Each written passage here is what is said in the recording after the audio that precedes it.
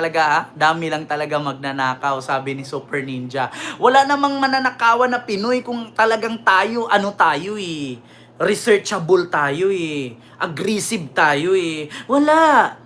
Mabigyan lang kasi kayo ng 1 kilong isang kilong bigas. O 2 spam ni Sam Bersusa, bagong mayor ng Maynila, Sam Bersusa, may spam na, may bigas pa, Babay Yorme. Mabigyan lang kasi kayo 2 lata ng spam. Bagong mayor, Sam Bersusa, may spam pa, may bigas na. Si Yorme walang pera, pero hindi nyo iniisip, si Yorme ang daming nagawa. May resibo, may napatunayan. Wala kasi ang sasabihin agad. Sam Bersusa, may spam na, may bigas pa. Pag nanalo, bakit? Yung 2 latang spam, yung 1 kilong bigas na natanggap ninyo, kaya yung tiisin yan sa 3 taon? Huwag ganon. Sabi ko sa inyo.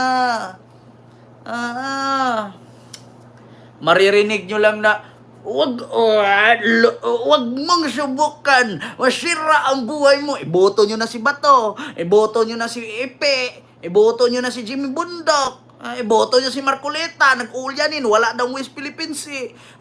Pag nanalo yan, nagkandalit-litsi ang Pilipinas, iboto ninyo na yung mga congressman, gobernador na may nagawang batas. Hindi yung, baka nakalimutan mo Ken, si Digong ang nagpagawa na 10 years ang passport, 10 years ang license. Hindi, si Digong pumirma lang. Ang may akda dyan, si Crispo at si Villar. Asaan yung ibang senador? Mama Ami Campbell, nasaan yung ibang senador? Yan dapat ang isipin ninyo. Buboto ka, bakit? Iboto ko si Robin Padilla, bakit? Magaling ito dati, nagtatambling-tambling, anak ni Bibi Ama. Paano kung nanalo nga si Robin, ginira tayo ng China, anong gagawin ni Robin? Saluin lahat ng bala, magtatambling-tambling siya, gagamitin yung pagiging action star niya. Sabi nga ni Pangulong Bongbong Marcos, anong sabi ni Pangulong Bongbong Marcos? Alam niyo mga kababayan may ipakita ako sa inyo dito. Ito. Panoorin niyo ha. Bukod po dyan, tignan niyo. Walang preno si Pangulong Bongbong Marcos sa pirada sa mga kandidato ni dating Pangulong Rodrigo Duterte. Ang mga pambato raw ng administrasyon, walang kaugnayan sa tukhang at hindi tuta ng China. Nasa frontline ng balitang yan, si Maria Enriquez. Bigyan mo. Wala sa kanila ang may bahid ng dugo dahil sa tukhang. Diba? Wala sa kanila ang may bahid ng dugo dahil sa tukhang. So, alangan mo nang nakapatay na dahil sa tukhang, iboboto mo pa.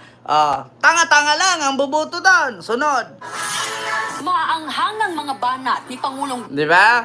Sino ba yung wala sa kanila ang may bahid ang may pahid ng dugo dahil sa tukhang? Di ba si Bato lang naman yun at si Bongo ang may bahid sa dugo at sa tukhang. Continue. Bongbong Marcos sa kick-off campaign rally kahapon ng Alyansa para sa Bagong Pilipinas. Sinabi ito ng Pangulo habang ibinibida niya ang 12 nilang pambato sa pagkasenador. May banat din siya sa nangyari noong pandemya. Wala sa kanilang kasabwat sa pagbulsa ng sako-sakong pera pinagsamantalaan ang krisis ng pandemya. Wala sa aking mga kandidato ang nagbulsa sa sako-sakong pera sa krisis ng pandemya. Sino bang pinaparinggan doon? Si Bato pa rin at si Bongo at si Digong. Sino pa? Hirit pa ni PBBM. Wala sa kanila ang mga pumapalakpak sa China. Sino ba yung mga pumapalakpak sa China? Andyan si Marcoleta, wala daw West Philippine Sea, kay sa China daw yan, South China Sea daw yan, iboboto nyo pa. Kita nyo naman, ang laki ng lupa ng Spratly Islands, nandyan ang Scarborough Shoal, nandyan ang Panatag Shoal, tapos sabihin walang West Philippine Sea. So ano yun, Marcoleta? Buhangin lang? Tapos iboboto nyo pa si Marcoleta? Putang inang yan. Tutuwa pa kapag tayo ay binobomba ng tubig. Tayo ba? O sino ba yung mga kongresi, mga senador na pumapalakpak na kapag binumba na ang Philippine Coast Guard ng mga water cannon ng Chinese Coast Guard, may narinig ba kayo kay Bato, kay Bongo, kay Marcoleta, kay Robin Padilla, kay sino pa yun sa PDP laban ng mga kongresista at senador na nagre-react at naglabas ng statement na naputol yung daliri ng Coast Guard, binumba, binutasan yung rubber boat. Wala kayong narinig pagdating sa mga Duterte, mga pro-China. Tapos iboboto nyo pa. Sige, ano pa? Papayag na babalik sa panahon gusto ng kung kailan gusto ng ating mga liderato maging probinsya tayo ng China. Gusto nyo ba na maging probinsya tayo ng China? Tapos iboboto nyo pa. Kawawa naman yung mga Coast Guard, Pinoy din yun. Nagnanais na Pilipino na mabalik tayo sa ganyang klaseng pagpatakbo. Wala rin siyang preno nang tirahin niya ang mga pogo. Wala sa kanila ang tagataguyod ng pugad ng krimen, ng sentro ng paglalapastangan ng mga kababaihan na mga pogo. Sino ba yung mapabor sa pogo? Si Harry Roque. Kaya nga tumakbo ng UAE, Abu Dhabi, papuntang Dubai, hindi na umuwi sa Pilipinas. Bakit? Hiningian ng dokumento na kongreso para ipaliwanag kung saan ang galing ang milyon-milyon niyang pera na nagmula sa pogo. Hindi may sagot. Ayun, lumakas kasi may warrant na. Lumayas. Pumunta ng UAE. Sino pa? Si Alice Go nakulong. O sino ba ang nag-legalize ng pogo na makapasok sa Pilipinas ang mga daan-daang libo na mga undocumented Chinese, Taiwanese, whatsoever, Mungginis, mga pangit na mga bungisngis? Si Digong lang po ang nagsabi. Nagparinig din si Pangulong Marcos sa isang kandidato. Wala po sa kanila ang tilang sakristan ng isang bulaang propeta. Nako, wala po sa kanila ang tilak sa kristan ng isang bulaang propeta na nangririp ng kababayan. Wala naman talagang pastor na tumakbo sa kahiliran ni BBM.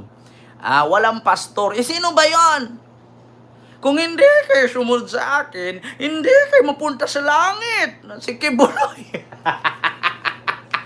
Wala! Ito huwag kayong magalit sa akin, mga supporter ni Kibs dyan si BBM ang bumira Nagparinig din si Pangulong Marcos sa isang kandidato.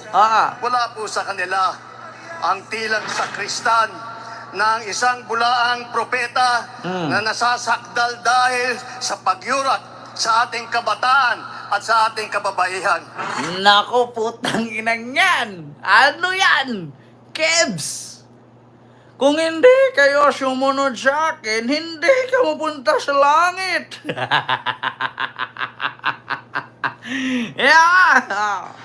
Hindi man pinangalanan ng Pangulo pero ayon sa dating Presidential Legal Counsel na si Attorney Salvador Panelo, obvious na pagpapasaring ito sa nakaraang administrasyong Duterte. At alam mo, ito minsan sa totoo lang, ito si Sal Panelo matalino, kaso lang guilty. Wala namang binigkas si Pangulong Marcos dito na patungkol ito kay Tarpulano, kay Tarpulana. Walang pinangalanang politisyan. So ngayon, inadmit niya na wala naman daw ibang pinasaringan kundi ang administrasyong Duterte. Guilty! Kaya ka nga pumayat naangkin mo na lahat, Sal Panelo. Yan nga sabi ko sa inyo, pagkatapos dito ng yaw-yaw ni BBM, may magpapapreskon. Obvious din po kasi, sir. Obvious nga. Kung hindi naman binigkas ang pangalan mo, huwag kang masaktan. Bakit? Bakit nga siya nasaktan? So, ibig sabihin, yun ba mga lahat ng sinabi ni BBM? Bato kay Duterte yon, bato ng administrasyon ni Duterte, bato ng kaalyado ni Duterte. So ibig sabihin, kung i-admit ni Sal Panelo na para kay Duterte yon, ibig sabihin, tanggap din at inamin na din ng mga Duterte Alliance and Duterte groups na gawain nila yun. Inamin niya na.